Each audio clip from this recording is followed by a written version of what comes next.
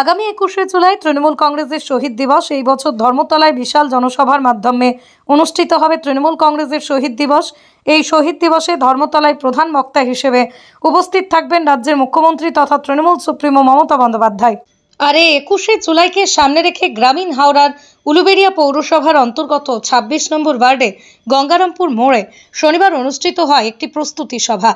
এদিনের এই সভায় উপস্থিত ছিলেন উলুবেড়িয়ায় পূর্ব কেন্দ্রের বিধায়ক বিদেশ রঞ্জন বসু, উপস্থিত ছিলেন উলুবেড়িয়া পৌরসভার চেয়ারম্যান অভয় কুমার দাস, ভাইস চেয়ারম্যান শেখ ইনামুর রহমান, উলুবেড়িয়া পূর্ব কেন্দ্র তৃণমূল কংগ্রেসের সভাপতি শেখ আকবর।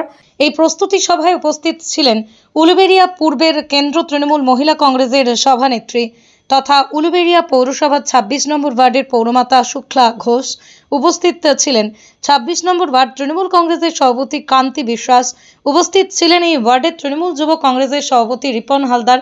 উপস্থিত ছিলেন এই ওয়ার্ডের তৃণমূল মহিলা কংগ্রেসের সভানেত্রী মমতাজ বেগম সহ অন্যান্য বিশিষ্ট ব্যক্তিবর্গরা এবং তৃণমূল কংগ্রেসের কর্মী সমর্থকরা এবং ২৬ নম্বর ওয়ার্ডের বাসিন্দারা।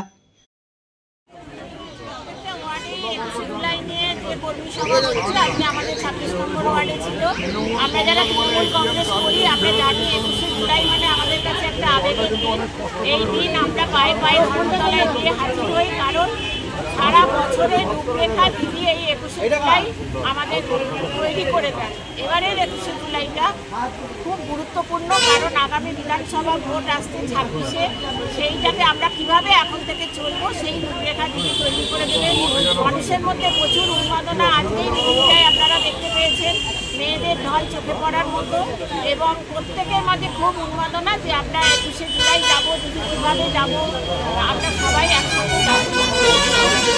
কর্মীদের উদ্দেশ্যে একটাই কথা বলবো যে কর্মীরা সব ঠিক আছে, কারণ তৃণমূল কংগ্রেসের এমন একটা দল তারা ৭২টা প্রকল্পে শুনতে পাচ্ছে, এবং তখন যেরকমভাবে আমাদের মন্ত্রী আছে দুটো দপ্তরের পুলক রায়, ওনার কাছে যেতে গেলে সেই আগে ৩৪ বছরের সরকারের আমলে যখন তারা মন্ত্রীর কাছে যেত তখন স্থানীয় যারা সিপিএম করে তাদের নিয়ে যেত, কিন্তু আমাদের পুলক রায়ের কাছে সেটা করতে হয় না। রবিবার ওনার জনতার দরবার, উনি ওনার নিজের লাইফ বলে কিছু নেই, মানুষই তার লাইফ, মানুষের জন্য সারাদিন উনি উৎসর্গ করেছেন।